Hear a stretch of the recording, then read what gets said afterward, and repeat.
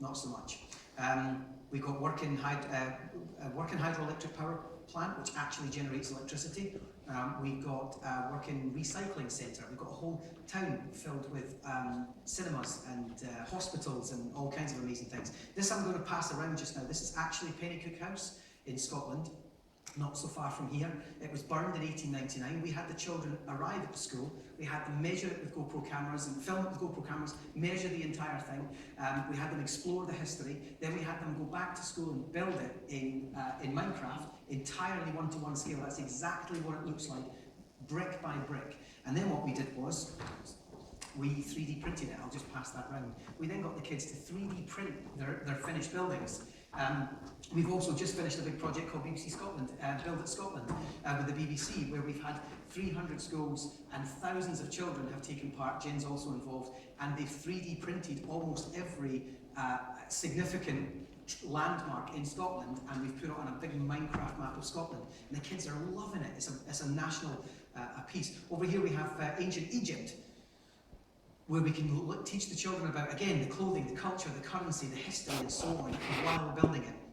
And then I'll finish on this last one over here, because I think we were running behind and I want to get the workshop started. Is that fair, Claire? Yes. World War I, where we don't get the kids to, I put it in a toy box, a big kind of giant toy box with half-finished model planes and paints and things, and we got the kids to put it in there. Why are we putting it in a toy box, sir? I said, because I want to explain to you why war is not a game. War is not all about Call of Duty. And we do. We sit down and we explore through Minecraft the intricacies of war.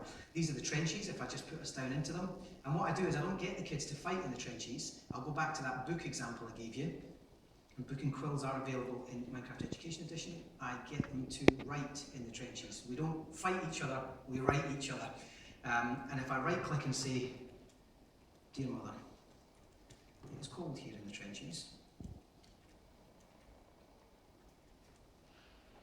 but we hope the Germans are colder. And so, but we could do what, we could write that in German. We could have our children write that in French, because remember what I said about Valiant Hearts. And that's why we have two sides. And then what I do is I get the children to, I'm going to put that in as Sergeant Reid. Sergeant Reid. And then I'm going to deliver that to, they have to get through the trenches and they have to deliver it, and we kind of drop bombs on them and things, and then they put Sergeant Reid in there, and then I will come along later. Imagine I'm now the teacher, and I bring this out, and I put it in my inventory, I then read it, and you'll see it's non-editable anymore. That is the child's work, and I get to read it. And then for every good point that you told me, a child might mention trench food, or a child might mention the type of weapon they were expected to use, or the type of food that they'd eaten that day.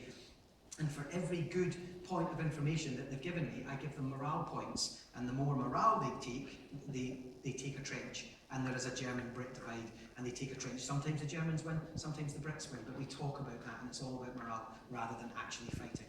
So I'll finish on that one, and then I always make sure, that the kids leave a poppy. So we give them a poppy, they come along to here, they have a little think about it, and then they leave a poppy and take them out, because that's not fair. But that's how many children we've actually taken through that so far.